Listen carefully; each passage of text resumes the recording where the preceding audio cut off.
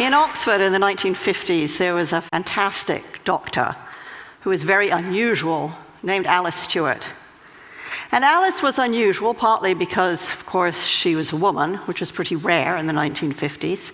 And she was brilliant. She was one of the, at the time, the youngest fellow to be elected to the Royal College of Physicians.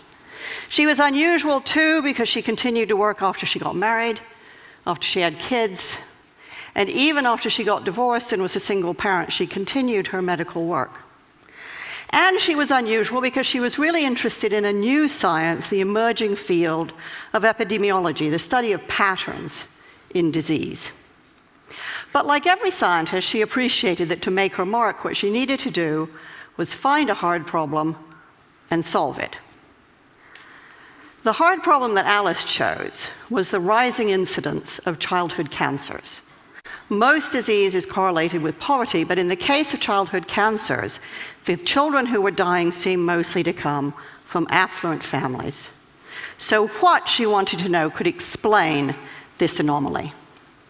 Now, Alice had trouble getting funding for her research. In the end, she got just £1,000 from the Lady Tata Memorial Prize, and that meant she knew she only had one shot at collecting her data. Now, she had no idea what to look for. This really was a needle in a haystack sort of search. So she asked everything she could think of. Had the children eaten boiled sweets? Had they consumed colored drinks? Did they eat fish and chips? Did they have indoor or outdoor plumbing? What time of life had they started school? And when her carbon-copied questionnaire started to come back, one thing and one thing only jumped out with a statistical clarity of a kind that most scientists can only dream of. By a rate of 2 to 1, the children who had died had had mothers who had been x-rayed when pregnant. Now that finding flew in the face of conventional wisdom. Conventional wisdom held that everything was safe up to a point, a threshold. It flew in the face of conventional wisdom, which was huge enthusiasm for the cool new technology of that age, which was the X-ray machine. And it flew in the face of doctors' idea of themselves, which was as people who helped patients, they didn't harm them. Nevertheless, Alice Stewart rushed to publish her preliminary findings in The Lancet in 1956. People got very excited. There was talk of the Nobel Prize. And Alice really was in a big hurry to try to study all the cases of childhood cancer she could find before they disappeared. In fact, she need not have hurried. It was fully 25 years before the British and American medical establishments abandoned the practice of X-raying pregnant women. The data was out there, it was open, it was freely available, but nobody wanted to know. A child a week was dying, but nothing changed. Openness alone can't drive change. So for 25 years, Alice Stewart had a very big fight on her hands. So how did she know that she was right? Well, she had a fantastic model for thinking. She worked with a statistician named George Neal, and George was pretty much everything that Alice wasn't. So Alice was very outgoing and sociable, and George was a recluse. Alice was very warm, very empathetic with her patients. George frankly preferred numbers to people. But he said this fantastic thing about their working relationship. He said, "My job is to prove Dr. Stewart wrong."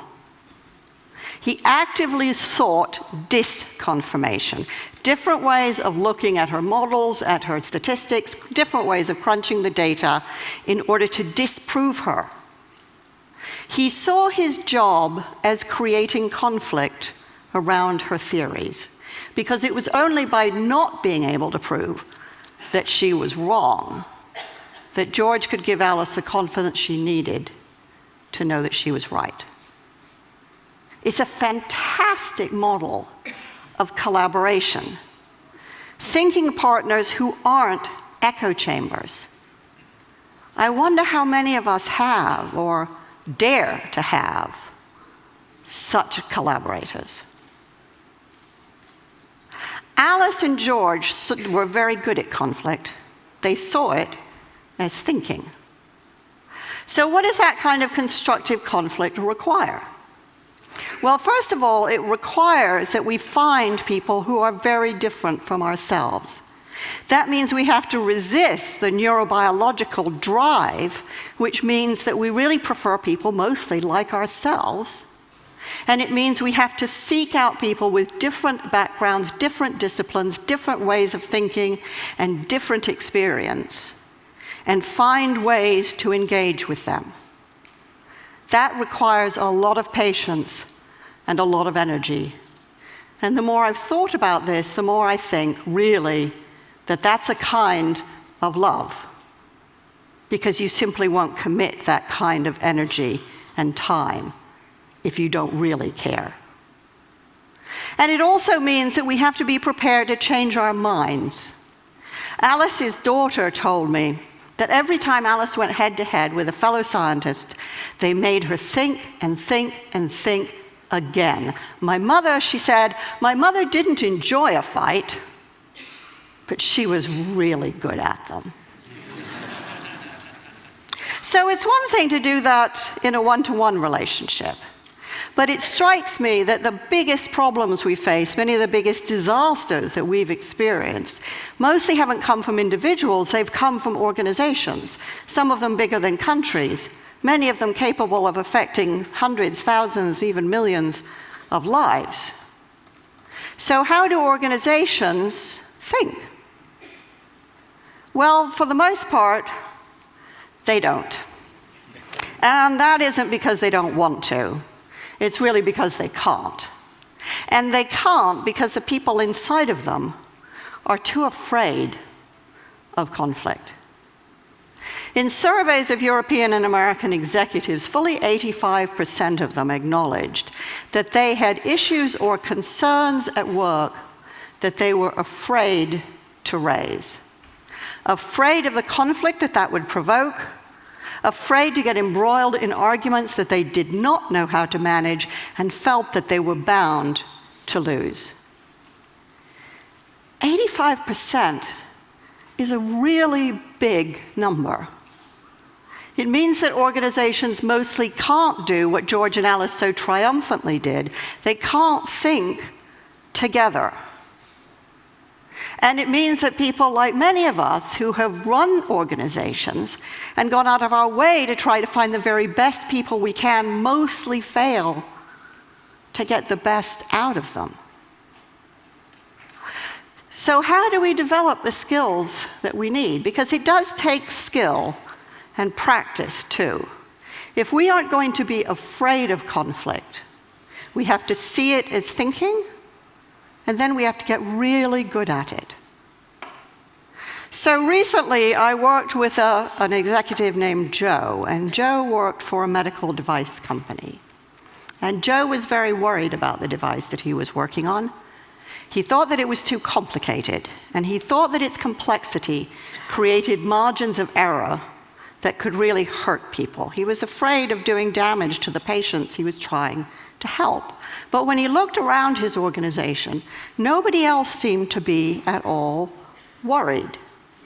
So he didn't really want to say anything. After all, maybe they knew something he didn't. Maybe he'd looked stupid. But he kept worrying about it.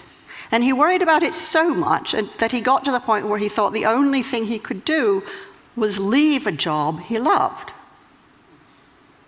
In the end, Joe and I found a way for him to raise his concerns. And what happened then is what almost always happens in this situation. It turned out everybody had exactly the same questions and doubts.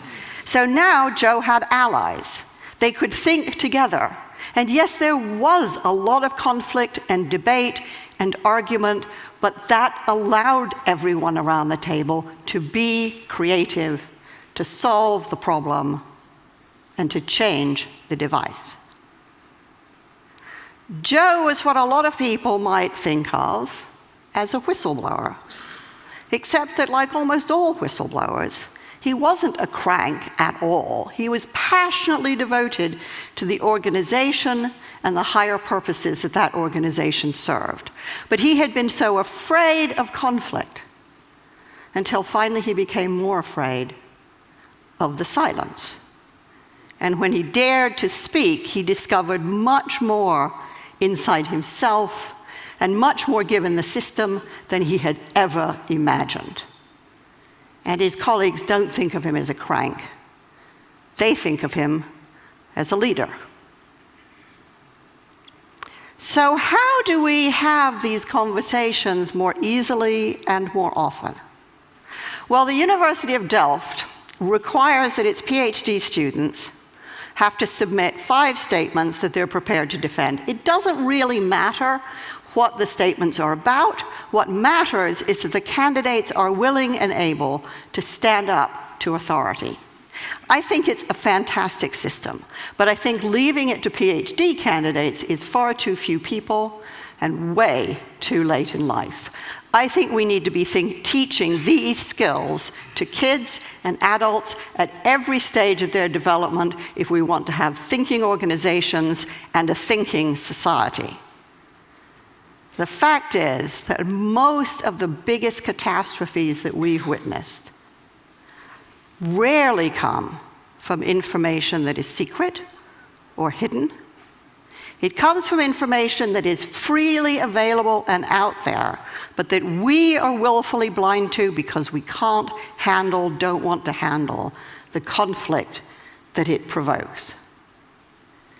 But when we dare to break that silence, or when we dare to see, and we create conflict, we enable ourselves and the people around us to do our very best thinking.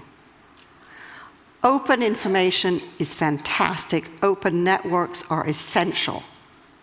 But the truth won't set us free until we develop the skills and the habit and the talent and the moral courage to use it. Openness isn't the end. It's the beginning.